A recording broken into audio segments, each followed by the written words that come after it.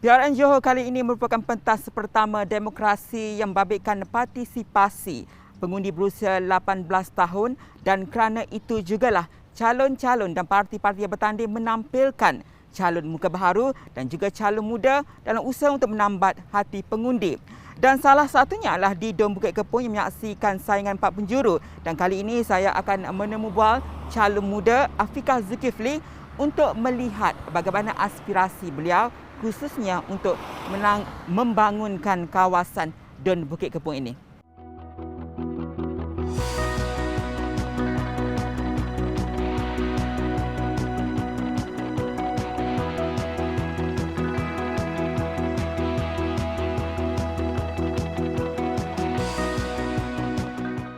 Turut mencuri tumpuan adalah N07 Dom Bukit Kepong yang bakal menyaksikan 4 saingan penjuru melibatkan bekas Menteri Besar Johor Datuk Dr. Shahruddin Jamal daripada Perikatan Nasional yang akan turut ditentang oleh calon Barisan Nasional Ismail Muhammad yang juga bekas Dom Bukit Serampang yang kini dikenali sebagai Dom Bukit Kepong.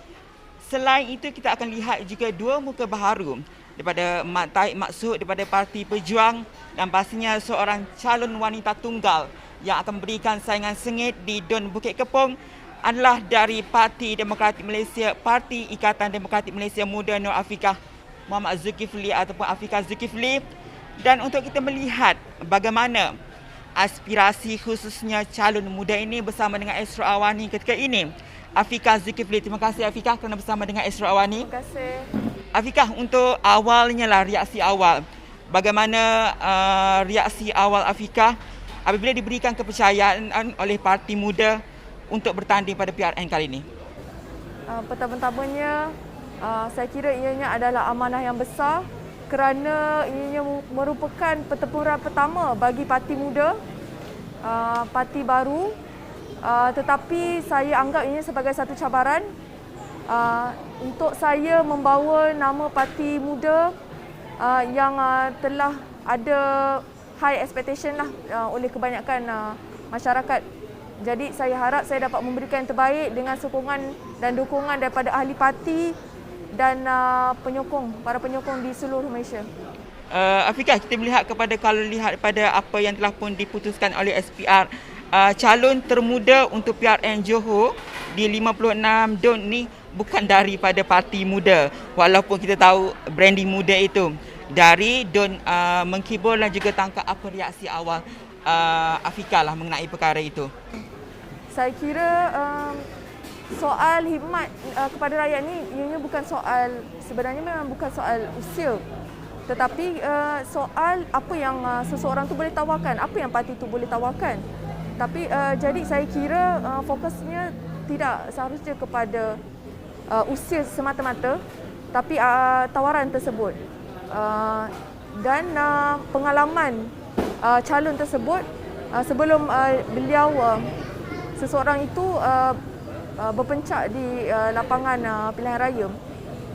Jadi saya kira tidak ada masalah lah, sebab penubuhan parti muda ni bukan kita nak menunjukkan siapa yang terpaling muda, tapi siapa yang mampu melawan arus, melawan status quo. Kalau muda saja tapi membawa values lama, itu tiada maknanya, kan? Tapi jadi saya harap calon-calon muda ini, sebab masuk muda itu sendiri adalah akronim Malaysian United Democratic Alliance. Tapi mungkin kerana akronimnya muda, jadi orang menganggapnya secara literal, iaitu promosi kami adalah branding kami adalah berkenaan usia. Tapi oleh kerana kebanyakan ahli kami daripada orang muda, jadi kami tidak dapat larilah daripada stereotyping itu. Afiqah, kita melihat kepada matlamat utama juga adalah bukan kerana usia dan sebagainya untuk melawan status quo dan sebagainya. Kita melihat kepada saingan 4 penjuru. Kita lihat nama-nama besar bekas Menteri Besar Johor, kita juga ada calon BN, kita juga ada pejuang yang membawa aspirasi pejuang sendiri untuk kepimpinan yang bersih. Bagaimana Afiqah melihat kepada saingan ini? Seorang wanita tunggal yang berdepan dengan 3 lagi calon lelaki.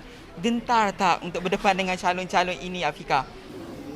Saya kira pengalaman berkhidmat sebagai pegawai khas ahli Parlimen MUA semenjak 2018 sangat membantu saya untuk membina keyakinan di lapangan dan juga dalam pembuatan polisi. Kerana walaupun hampir mencecah 4 tahun, tetapi sangat berharga kerana dalam tempoh 4 tahun itu saya melalui pelbagai fasa dengan kerencaman masalah di bawah. Hari-hari jumpa orang, hari-hari perlu selesaikan banyak masalah. Dari situ saya bina keyakinan dan waktu saya berkhidmat di Parlimen MUA memang sudah terbiasalah. Dan ketika itu Syed Saddiq berada dalam Parti Bersatu yang saya kira memanglah politik ni memang lapangan yang very patriarchal, very misoginis dan sebagainya. Mungkin kerana situasi yang saya telah biasa berhadapan, jadi mungkin kegentaran itu kurang kerana gender, tapi mungkin cabarannya adalah dua calon daripada Perikatan dan Barisan Nasional adalah orang yang lebih dikenali, orang lama lebih dikenali, dan Dr. Sarudin juga merupakan bekas Menteri Besar. Dan kalau kita lihat kalau di Dun Bukit Kepong memang billboardnya merata kan.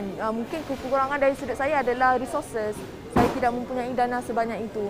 Tapi saya mempunyai semangat, saya mempunyai idealism, saya faham kerencaman isu rakyat di bawah dan saya menjiwai apa permasalahan yang berlaku sehari-hari dan saya sangat sensitif lah kan.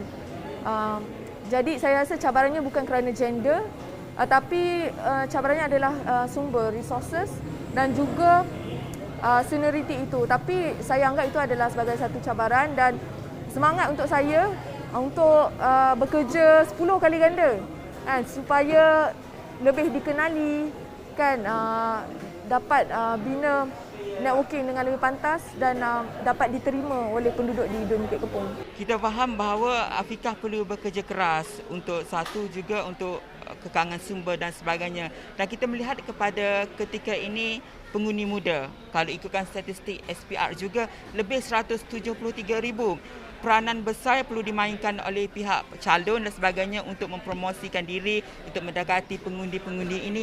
Bagaimana strategi Afiqah lah untuk menarik golongan-golongan ini? Mungkin ada yang berteka-teki, perlu ke aku keluar untuk mengundi ataupun perlu ke mereka ambil kisah kepada pilihan raya? Bagaimana Afiqah mahu memastikan mereka ini menyertai pilihan raya kali ini dan mungkin mengubah landscape politik negara lah? Mungkin inilah apa yang kita lihat selepas Sheraton Move kan. Bukan saja orang muda, memang kebanyakan orang sudah skeptik dengan ahli politik dan sudah tidak mahu ambil tahu tentang permasalahan yang berlaku di Malaysia. Jadi saya rasa cabarannya adalah political apathy yang ada dalam kalangan masyarakat. Dan kalau nak kata pasal strategi, saya ingin mengajak anak-anak muda khususnya di Dun Bukit Kepong untuk kita sama-sama jangan putus asa kan, jangan putus asa dan perlu berani berimajinasi, berani berubah kan, kerana dengan berani menukar pemimpin kan, bertukar-tukar pemimpin, kita dapat menjadikan landscape politik kita lebih kompeten kan. Kita tertanya kenapa negara kita kan semakin ke belakang, ya, polisi-polisi ini tidak ada radical change dalam policy making kerana landscape politik semasa dipenuhi oleh elit politik kan, yang mempunyai dana yang besar. Jadi tapi rakyat tidak boleh underestimate kuasa mengundi itu kan. Rakyat pun ada kuasa. Kalau elit politik ini dia ada duit yang banyak kan, rakyat perlu sedar yang rakyat ada kuasa mengundi kan. Dengan kuasa mengundi, dengan keluar mengundi, rakyat dengan solidariti daripada rakyat mampu menukar pemimpin, mampu mengajar pemimpin yang merasakan mereka boleh membeli undi, yang merasakan pengundi ini boleh digulur-gulurkan, boleh ditipu kan, boleh dicandukan dengan wang, dengan retorik agama dan kaum. Harapan saya adalah kawasan di luar bandar di luar bandar di negeri Johor ini dapat dimajukan. Kita bukan cakap pasal soal pembangunan yang besar-besar pembangunan yang mega-mega. Kita cuma cakap pasal basic services, basic facilities yang masih tak settle. Pembangunan di negeri Johor ini sangat bertumpu kepada Johor Bahru. Sebagai seorang yang berasal daripada wilayah Johor Utara, ini tidak adil. Ini tidak relatable. Kami tidak menikmati pembangunan yang diwawarkan. Apakah yang dimaksudkan dengan kemakmuran bersama? Sedangkan kekayaan negeri itu tidak sampai kepada mereka di luar bandar. Tapi apabila kami keluar daripada alam persekolahan, dan ketika di alam persekolahan pun kami terpaksa bersaing dengan mereka-mereka yang daripada bandar. Jadi ketidaksamaan ini, kesenjangan ini patut kita selesaikan.